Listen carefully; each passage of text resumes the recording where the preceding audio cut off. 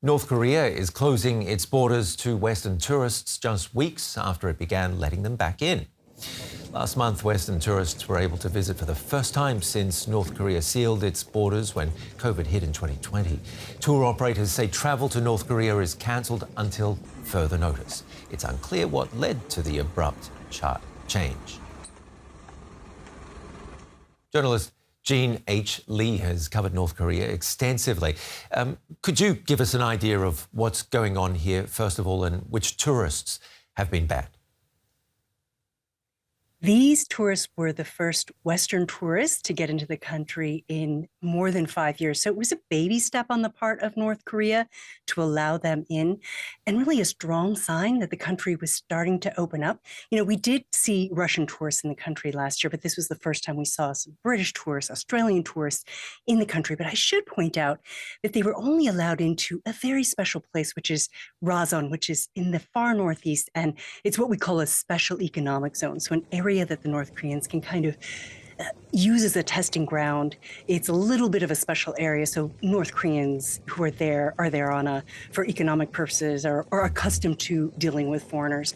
So it was seen as a good step toward the reopening of North Korea, but that might also be a reason why they're stepping back. Maybe it was too much too soon at a time when they are clearly unsure about re-engaging with the West, unsure about having prying eyes on the ground. Certainly devastating for the tour companies that have been waiting for this moment.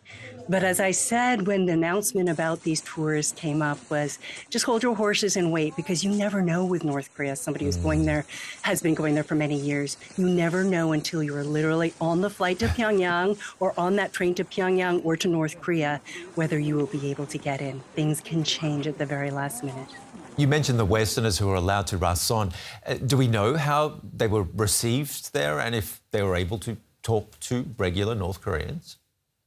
I did see some reports. They did come back with some insight into what their trips were like. And those who had been to North Korea before did say that it seemed a bit more restrictive than it was in the past, that their every movement was watched and controlled.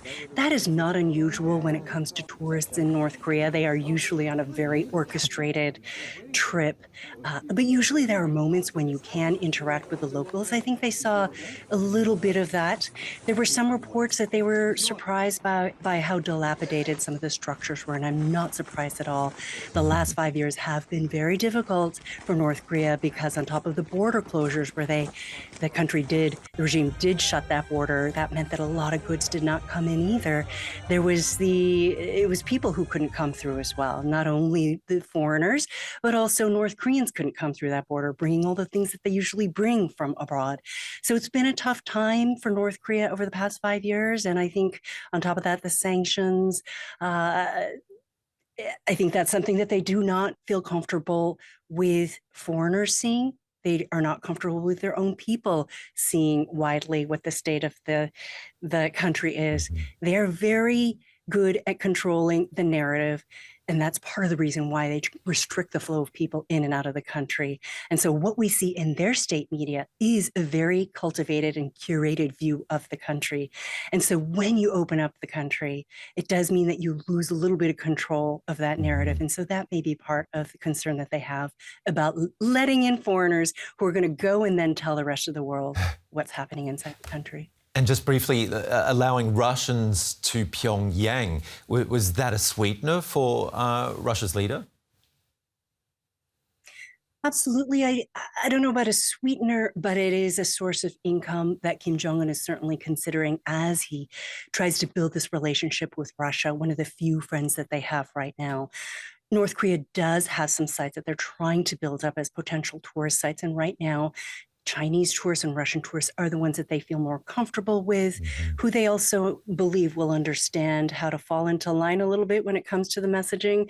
So I do think the North Koreans are looking at those as potential avenues for a little bit of income.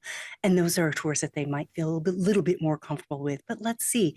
There is the Pyongyang Marathon, which is set to take place this spring. We'll see if that goes forward. I also have to remind Americans, U.S. citizens, that they are under very strict strict restrictions when it comes to traveling to North Korea, and it comes with both ethical and security concerns. So anyone thinking about North Korea has to take all of this into consideration.